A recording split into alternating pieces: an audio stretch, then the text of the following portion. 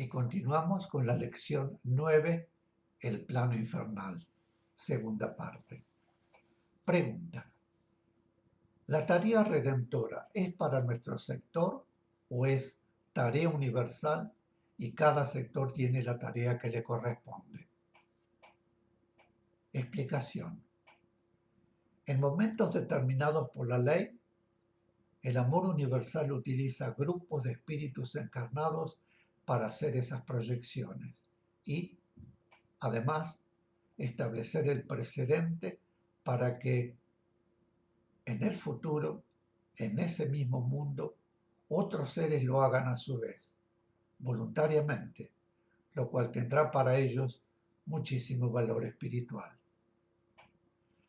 La tarea redentora es tarea universal. El espíritu es universal. No pertenece a ningún mundo ni a ningún sistema. Pertenece al sector, sí, pero por calidad espiritual.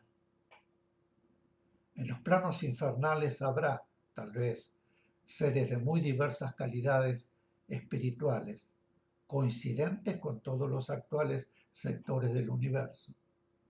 Nuestra vibración, que ahora es utilizada por el amor universal para hacer esas proyecciones, tiene una mayor facilidad de acción para aquel sector de los planos infernales que obra o actúa en nuestro sector, porque esos seres son los que influyen directamente o tratan de influir en nuestro sector, debido precisamente a la similitud de calidad vibratoria espiritual original.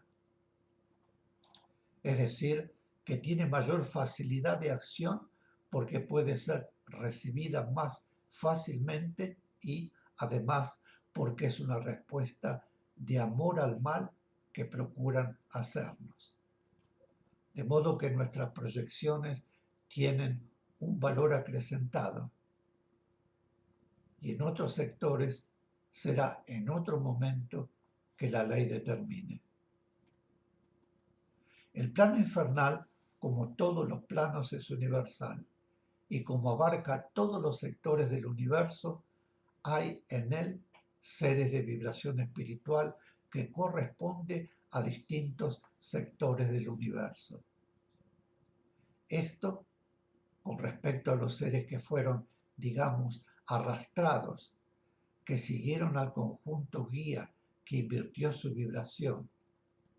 En cuanto al conjunto guía, es de vibración universal, es decir, que no pertenece a ningún sector, que está en vibración universal, de modo que todas las vibraciones de todos los sectores del universo son siempre recibidas por ese conjunto guía y realmente necesitan recibir en forma permanente esas proyecciones de amor universal. Los seres que constituyen ese conjunto oponen mucha resistencia a la redención, porque todavía están vibrando en la vibración que los llevó a ese estado. De manera que, habiéndose rebelado contra la divinidad, se resisten a aceptar los aportes fraternos que se les hace. Debemos, pues, insistir e insistir. Actualmente estamos iniciando en nuestro mundo una forma consciente de actuar para su redención, y la humanidad del futuro podrá seguirla. Hasta ahora, esa forma no se había adoptado porque nadie la hubiera seguido, puesto que no había en el mundo el clima espiritual necesario para ese trabajo. Nosotros lo estamos iniciando aquí. No podemos saber si en otros puntos del universo se ha trabajado o se trabaja también en ellos. Pregunta: ¿esas vibraciones proyectadas desde nuestro mundo las reciben solamente los seres que espiritualmente corresponden a nuestro sector? Explicación: las recibe todo el plano infernal, porque nosotros estamos proyectando para todo ese plano, pero pueden responder más fácilmente aquellos que corresponden a nuestro sector. Ya hemos expuesto las razones.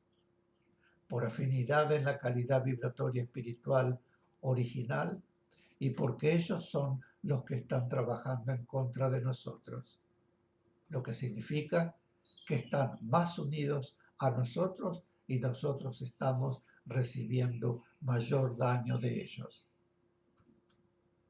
Esto explica por qué tiene mucho más valor y más fuerza nuestra proyección amorosa hacia quienes procuran dañarnos, que vienen a ser, diríamos, los agentes de esas mentes infernales.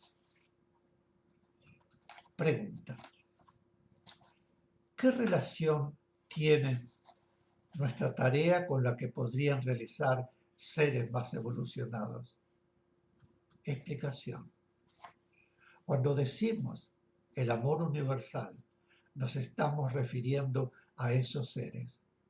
El amor universal no es algo abstracto, sino algo que proviene de seres.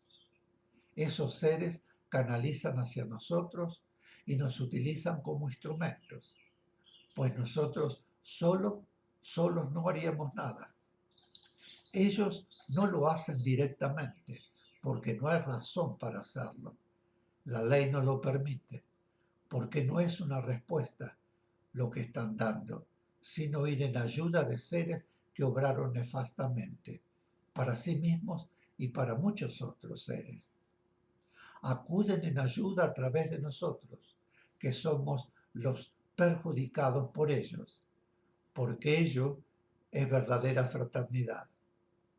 Los seres de los planos infernales no pueden tener comunicación directa con los seres superiores, porque no pueden llegar a ellos con sus vibraciones. De modo que los seres superiores llegan hasta los planos infernales a través de nosotros, porque eso nos beneficia también a nosotros, y mayor beneficio espiritual aún obtendrán quienes por amor y propia voluntad se ofrezcan y reciban la vibración de amor universal para realizar esa tarea fraterna de redención. Pregunta: ¿hasta dónde pueden influir los planos infernales? Explicación: influyen, como ya se dijo, en todo lo que sea planos físicos, porque en planos espirituales no pueden tener ninguna influencia. En esos planos se tiene una captación y evidencia de bien y de mal que no puede ser influida por nadie.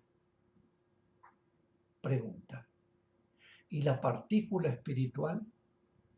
Explicación: la partícula espiritual se encuentra siempre en planos de forma, en planos de encarnación, mientras que el espíritu está morando en el plano espiritual. Sería grave que los seres infernales pudieran actuar sobre el espíritu, sobre el todo. Actúan siempre sobre mundos físicos, donde todavía no ha avanzado la sutilización.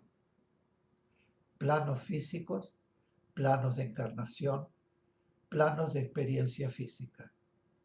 Los planos infernales actúan sobre el ser humano influyendo, en una forma u otra, en su mente y en su alma, y debilitando su voluntad, las que, a su vez, reclaman energía a su partícula espiritual, que al no recibirla de su todo espiritual se va debilitando.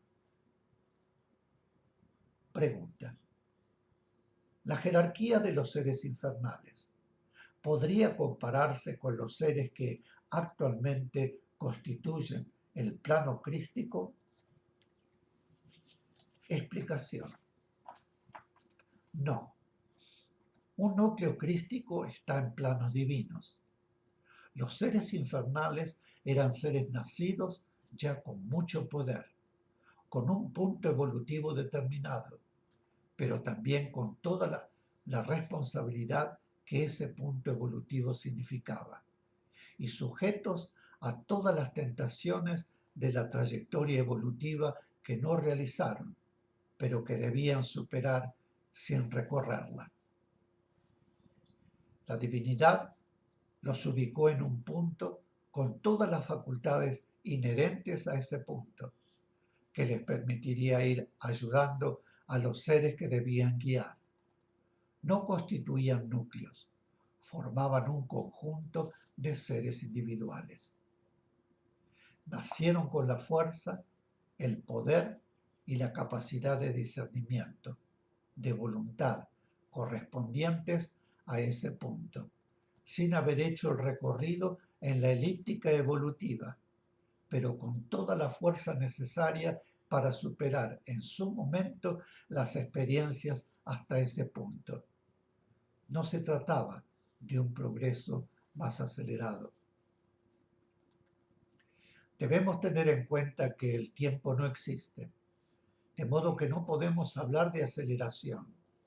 Era un punto de evolución con la correspondiente responsabilidad, con la respectiva capacidad, con la respectiva necesidad de superación.